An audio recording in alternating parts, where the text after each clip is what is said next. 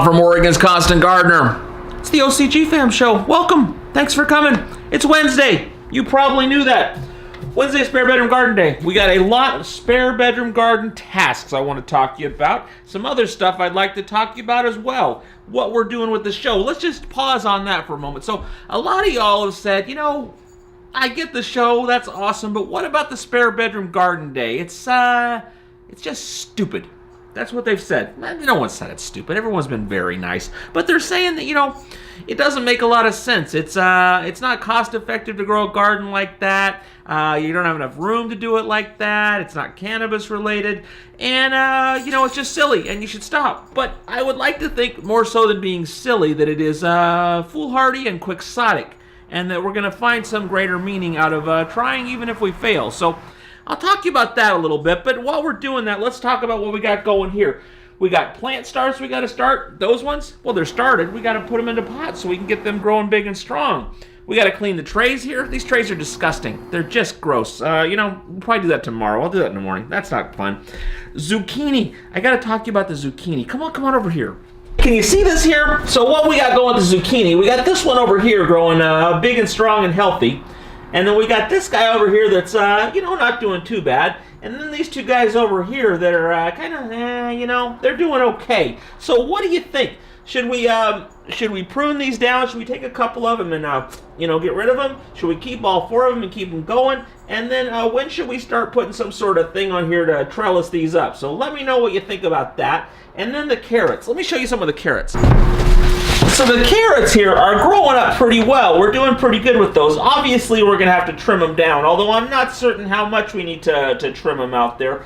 But my thinking is that all these carrots, even if all these carrots grow up, we're going to have too many carrots at one time and then not enough at another because they're all going to come, you know, harvested up at about the same time. So we got tons of carrots, then the carrots go bad and we got no carrots. So what I'm thinking is that maybe we should be using these square pots because we could fit a lot of these square pots in the tray over there and we'd put like, I don't know, 9, 12 carrots in here maybe, and then we do one of these one week, one the next week, or every 2 weeks or something like that, so that we get a, you know, a lifetime supply of carrots. So let me know what you think about that. I think I'm going to try it whether you think it's a good idea or not, but I just like your opinion on it. So that, and then you know what? Let me show you what I got going over here. I want to talk to you about this. And this relates to the garden not being cost effective. I wanted to show you this. I was thinking about this. This is a cup from Starbucks, and in this cup I had a mocha, which is basically chocolate milk and coffee heated up, and that cost me $4.85. So it occurred to me, and you know, let me show you another thing. Here's a picture of me with a $12 Coors Light beer.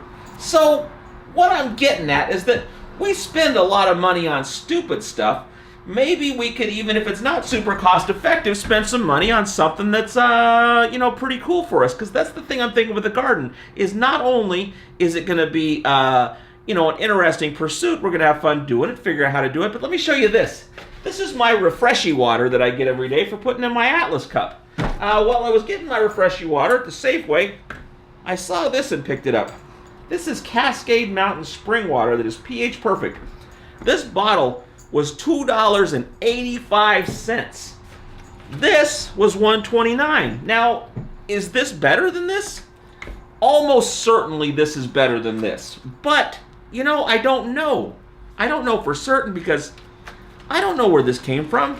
And I really don't know where this came from. I know where they tell me it came from, and they're not lying to me. They're good people. But what I'm getting at is that we don't know where these things came from. And with our food that we get in the store where I got these, we don't know where it comes from either. And we know that all the food, our food supply, is not as nutritious as it used to be, and that there's a lot of pesticides and things like that we have to worry about. So wouldn't it be nice if maybe not all, but the bulk or even a good proportion of our food came from a place where we knew exactly where it came from, because we put the seed in the dirt, we grew into a plant, and we harvested the fruit of the vegetables. So that's what I'm saying with this whole thing, is that I'd like us to try this and see where it goes, even though it seems like at this point that it might be kind of goofy. Anyway, I'll get off my soapbox. Let's get to planting those plants.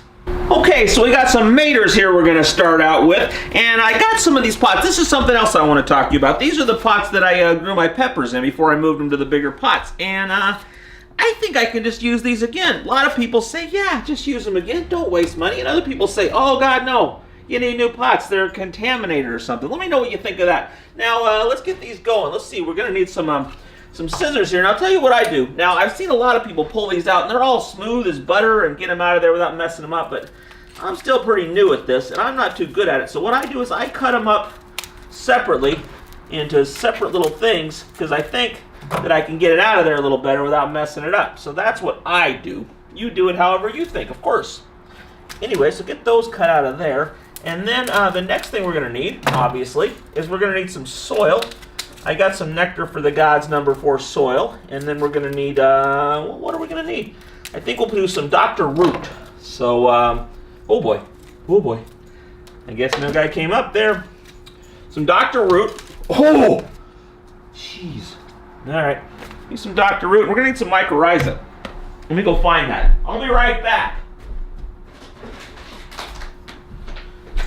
Now, you probably all know this, but we'll just go through it for the sake of going through it. The mycorrhiza is it's a fungi that you use for putting in with your roots. It helps the roots. It actually has a symbiotic relationship with the roots to help them to get the food and the water and all the stuff they need. So we're going to put some of that in there. Now, this stuff, Dr. Mike Amaranthus, he's the guy that, probably like one of the foremost guys in the field of mycorrhiza. He was here, actually, at the Green Room Live and did a video all about that. So I'm going to put a link to that.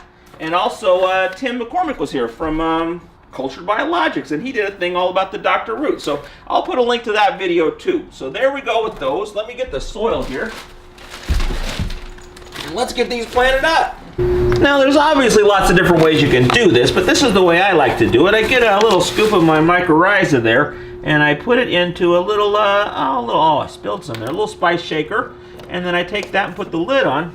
Now, then I get my soil in there, obviously. I make a little spot where my plant can go into. Take my plant out of there, and then I take this, and I like to sprinkle, whoops, that's quite a bit, this on the root zone of the plant there. Get a little inside there, and I put him down inside there, get some dirt around him, and he's good to go. Okay, so now that this guy's all warm and cozy in his new home, we need to give him some water. And we're not just going to do everyday water, we're going to use the Dr. Root. Now, I told you that that video, I already mentioned that watch that video that'll tell you a lot more about Dr. Root, but just for now, know that it helps with making it grow roots and get big and strong when it's in transition here. So what we do with this now, this is a teaspoon thing here. I've got about half a teaspoon of there. Now I'm going to sprinkle that in the bottom of my container here.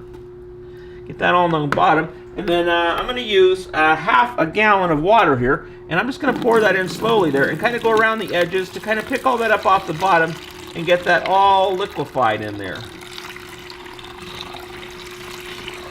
Like that. Okay. That's good. Good to go. Now let me go grab a little watering thing here. Pour some of this in here. And give our buddy here a little drink of water and Dr. Root to get him well on his way. There we go.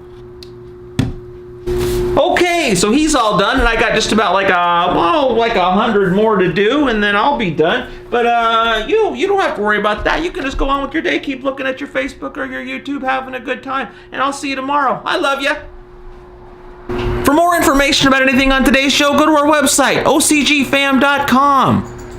The OCG Fam Show, it's pretty good. It happens every day. It's the OCG Fam Show. See you tomorrow.